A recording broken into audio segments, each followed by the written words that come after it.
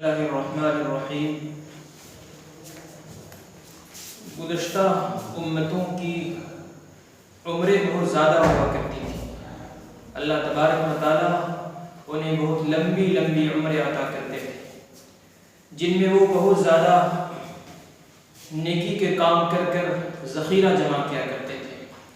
اس امت کی عمر بہت مختصر ہے، محدود ہے، لیکن اس کمی کی تلافی اللہ تبارک و تعالیٰ نے مختلف موقعوں سے، مختلف دنوں سے اور مختلف راتوں سے کی ہے۔ مختلف موقعوں سے مختلف دن ایسے آتے ہیں، مختلف راتیں ایسی آتی ہیں جن میں عبادت کا ثواب بہت زیادہ ہے۔ انہی مبارک اور بابرکت دنوں میں رمضان المبارک کا مہینہ ہے، جس میں عبادت کا ثواب بہت زیادہ بڑھا دیا جاتا ہے۔ شب قدر ہے۔ انہی بابرکت دنوں میں یہ عشر ذی الحجہ ہے، ذی الحجہ کے 10 دن ہیں۔ ذی الحجہ کے 10 دن کی فضیلت، اہمیت اور خصوصیت کے لیے اللہ تبارک و تعالیٰ کی یہ آیت بہت کافی ہے، جس میں اللہ تبارک و تعالیٰ نے ان 10 دنوں کی قسم اٹھائی ہے اور فرمایا ہے وَالْفَجْرِ وَلَيَالٍ عَشْرٍ، قسم ہے صبح صادق کی اور 10 راتوں کی۔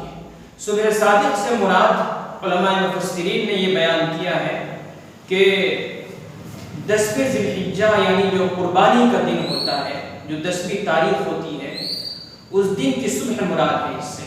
اور 10 راتوں سے مراد جن 10 راتوں کی اللہ تبارک و تعالیٰ اس آیت میں قسم اٹھا رہے ہیں وہ ذی الحجہ کی 10 راتیں ہیں اور اس کے 10 دن ہیں۔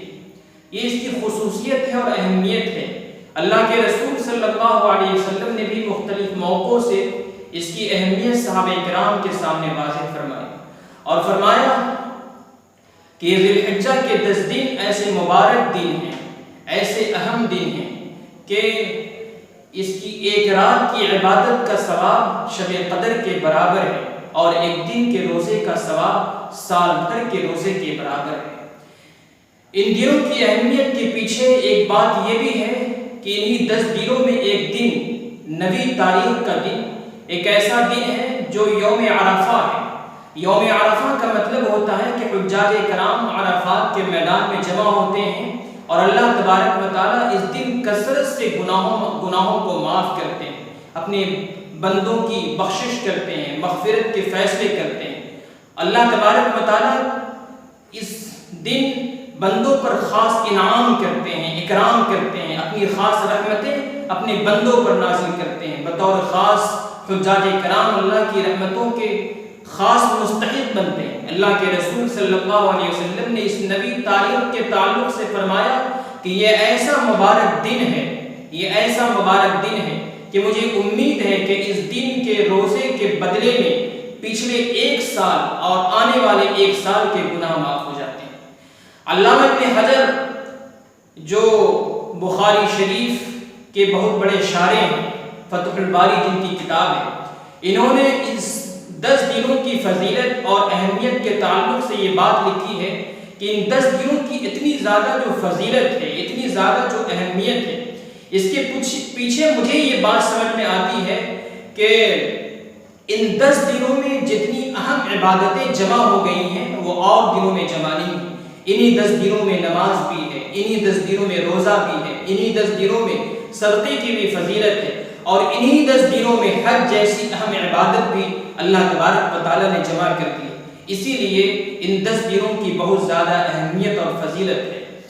ان 10 دنوں کا ہم سے تقاضا یہ ہے کہ ہم ان 10 دنوں کو بہت ہی اہتمام سے گزاریں، احتیاط سے گزاریں۔ بطور خاص 3 باتوں کا ہم خیال رکھیں۔ پہلی بات یہ کہ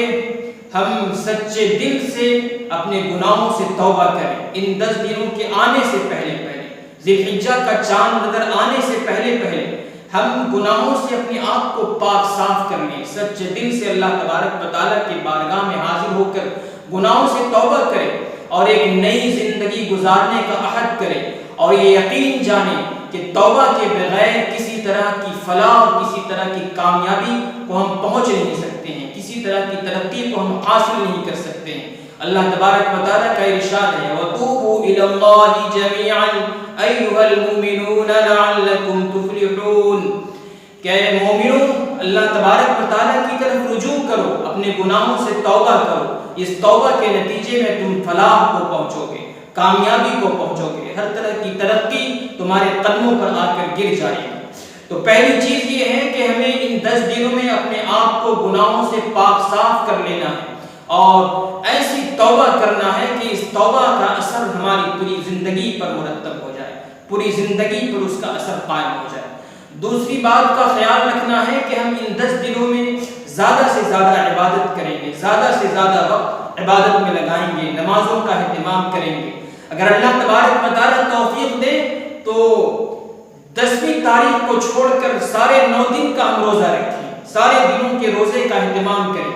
ابھی میں نے ایک حدیث آپ سے بیان کی کہ ایک دن کے روزے کا ثواب ایک سال کے روزے کے برابر ہوتا ہے۔ تو ہم یہ کوشش کریں کہ 9 دن ہیں، تھوڑی سی مشقت برداشت کریں، اللہ تبارک و تعالیٰ کے لیے تھوڑا سا مجاہدہ کریں اور ہو سکے تو سارے 9 دن کے روزے رکھیں۔ 9 دن کے روزے نہیں رکھ سکتے، ایک ایک دن چھوڑ کر کے روزہ رکھیں، اور وہ بھی نہیں ہو سکتا تو کم سے کم عرفہ کے دن کا روزہ ضرور رکھیں، یعنی 9ویں تاریخ کا روزہ، جس کے بارے میں دو فضیلتیں ہیں۔ ایک تو یہ فضیلت ہے اور دوسری فضیلت ہے کہ اس دن کے روزے کی برکت سے پچھلے 1 سال کے گناہ اور آنے والے 1 سال کے گناہ معاف کر دیے جاتے ہیں۔ اور تیسری بات جس کا ہمیں خیال رکھنا ہے ان 10 دنوں میں، وہ یہ کہ ہم ان 10 دنوں میں اپنے آپ کو احتیاط سے گزاریں اور مکمل طور سے گناہوں سے اپنے آپ کو بچائیں، ہر طرح کی معصیت سے بچائیں، نافرمانی سے بچائیں، کیونکہ ان 10 دنوں میں اللہ تبارک و تعالیٰ کی رحمت بے تحاشا برستی ہے، بے تحاشا اللہ تبارک و تعالیٰ کی رحمت بندوں کی طرف متوجہ ہوتی ہے، نیکیوں کا ثواب بڑھا دیا جاتا ہے۔ تو جہاں یہ ساری چیزیں ہوتی ہیں وہیں گناہوں کا وبال بھی بڑھا دیا جاتا ہے۔ اللہ تعالیٰ ہم سب